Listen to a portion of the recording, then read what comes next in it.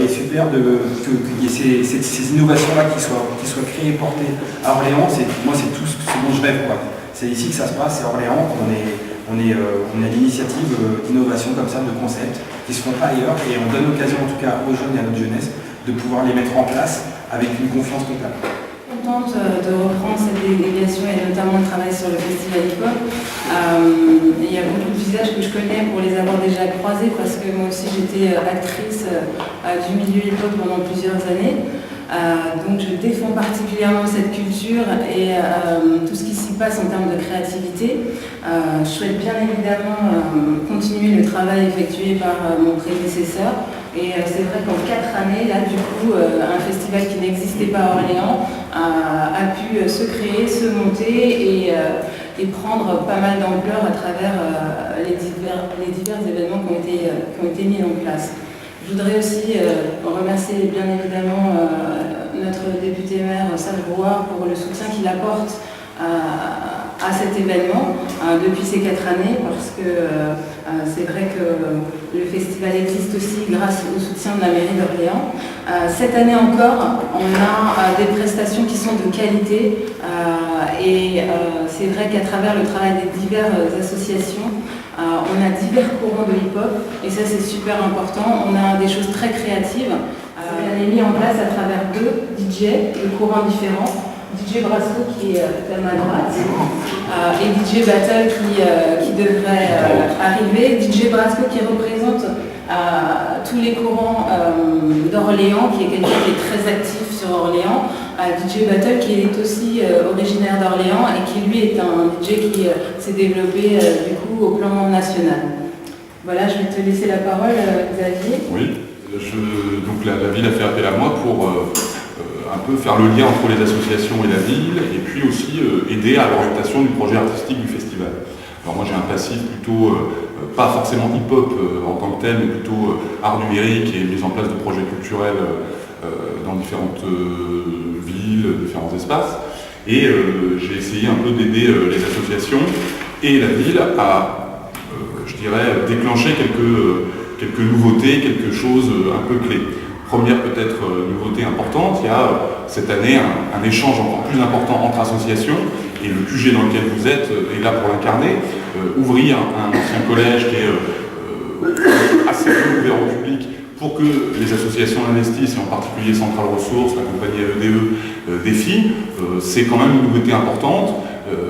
J'espère qu'on en profitera tous pour créer encore plus cette année de liens entre associations et que cette culture du hip-hop soit pas seulement une culture, je dirais, un puzzle ou quelque chose de grand mais d'un peu morcelé, mais quelque chose de commun qui fasse que se dégage suite à cette édition encore plus de projets transversaux entre radio, associations plutôt liées à la musique, d'autres plutôt liées à la danse, rappeurs, danseurs, enfin voilà, il y a toute cette dynamique-là qui cette année plus que les autres est en train de voir le jour. Et puis ce symbole d'un collège qui est en friche, c'est aussi se dire que le festival hip-hop à Orléans, c'est aussi une forme d'exploration de la ville.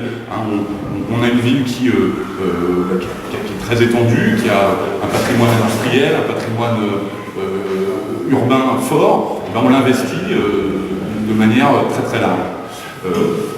Pour autant, il y a un événement dans le festival qui a toujours été je dirais le point central pour à la fois ouvrir le festival et lui donner son côté festif, justement, qui est cette priorité pour cette édition. C'est la block party dont on va juste là dire quelques mots, puisqu'elle s'étend cette année. Les années précédentes, elle était à cheval entre la place de la Loire et le quai du Châtelet.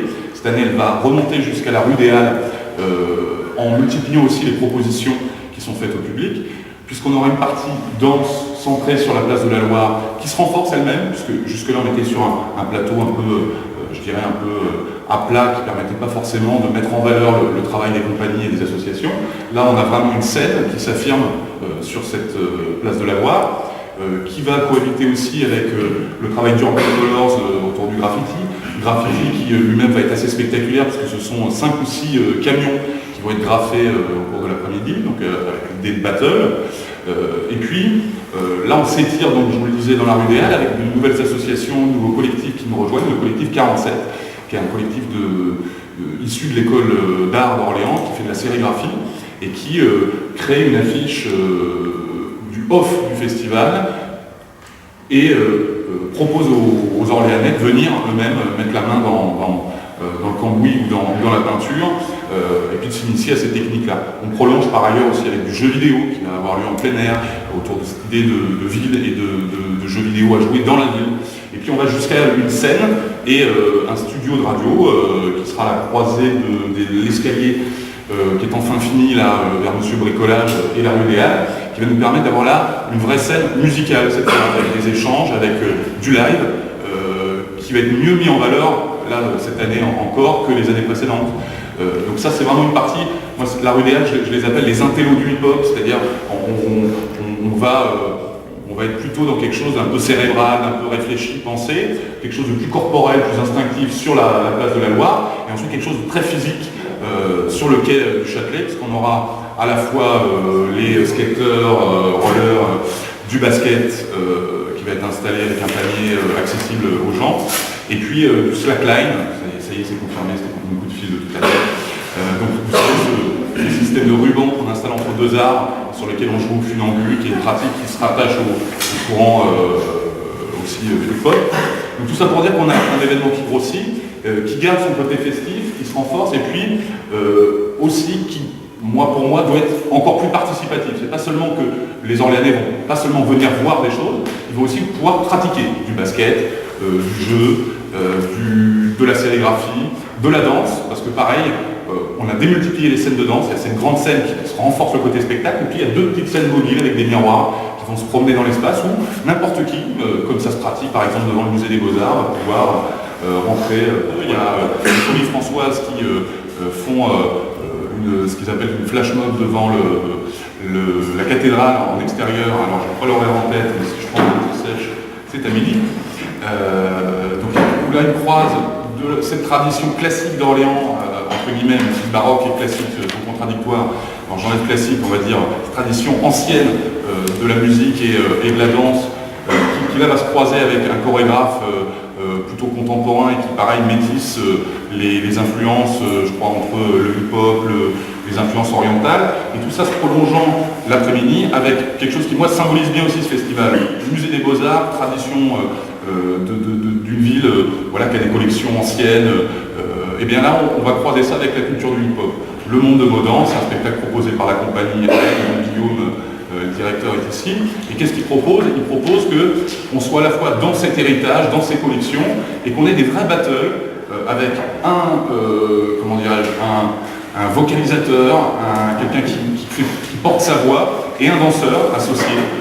Les deux venant de plein de sphères différentes, du hip-hop, de l'improvisation théâtrale, du journalisme, pour la voix, et on les croise, on les met en forme, comment dirais-je, sous une forme de compétition très hip-hop, et du coup on a cette rencontre, jusque-là les danseurs de hip-hop qui dansaient devant le musée des Beaux-Arts, et bien là, ce jour-là, pendant ce festival, ils sont à l'intérieur. Donc on est vraiment sur, je trouve, cette chance-là d'avoir une ville qui est quand même très ancrée dans le patrimoine et dans le passé, et qui a en même temps cette énergie pour aller explorer de nouvelles formes dans ces lieux même de l'histoire. Danseur à la base, après j'ai acheté des platines, je suis devenu DJ. J'ai eu un groupe 18 carats sur Orléans avec qui j'ai fait un mixtape et le premier concert, dont l'Astrolabe. Ensuite, rencontré avec DJ News, où j'ai créé une émission radio sur Radio Campus, et cette année je fais mes 10 ans d'émission radio. Pareillement, je suis aussi DJ de Soupafou qui s'occupe de la vie d'artiste. Donc je suis son DJ actuel. Je suis apparu sur ses deux premiers maxi et sur un EP d'un groupe qui produit. Je suis aussi DJ de Cinéro, que vous découvrez au festival avec moi. On prépare son album justement avec Soupafou aussi. Et donc toujours actif. Je fais aussi pas mal d'échanges avec Paris, avec Hip Hop Résistance Paris, Golden Years, avec les Moax qui est au Francophonie récemment. Et moi pour ma part c'est la 4e année où je participe à ce festival. Et au niveau diversité, partage, échange, on essaie de distiller ça au mieux par rapport à toutes les assos et tous les gens actifs dans cette ville. Et il y a beaucoup de talents, je pense à la compagnie EDE, à Phileas Flow, à Défi, à Radio Campus, Astrolabe, Wacos, il y a Soupafou, il y a Astronaute, enfin il y a un vivier assez divers et chacun a sa vision du hip-hop et je trouve que ça apporte beaucoup. Et par ce festival, je pense qu'on peut faire pas mal de rencontres, d'échanges entre artistes, de montrer au public aussi le côté positif du hip-hop Parce que en général, il y a des gens qui ne connaissent pas l'hip-hop ont une vision négative, donc ce festival, je pense que ça permet de mettre en avant le côté positif, que ce soit danse, graphe, rappeur, DJ, etc. Donc voilà, ça permet de mettre cette culture en avant et j'ai envie de dire susciter une phrase de mode doux qui a un parfum international. Pour moi, une culture, ça ne se consomme pas, ça se vit. Donc voilà. C'est une atelier de découverte hip-hop à travers la danse.